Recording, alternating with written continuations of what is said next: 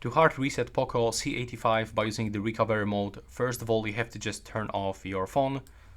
There we go. Wait for like 3 to 5 seconds until the screen goes black, and right now you will have to use power key and the volume up button. You have to use those buttons at the same time. Take a look. And right now when your screen turns on and you feel vibration, you have to release the power button. Just wait for this.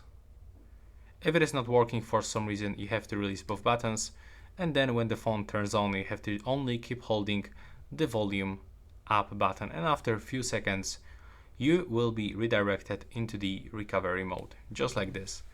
Now you have to navigate by using buttons, the volume buttons. So go to the wipe date, click on the power key, select wipe all data, and click on the power key. Now you have to select confirm, click on the power key, and now as you can see the reset is on the way.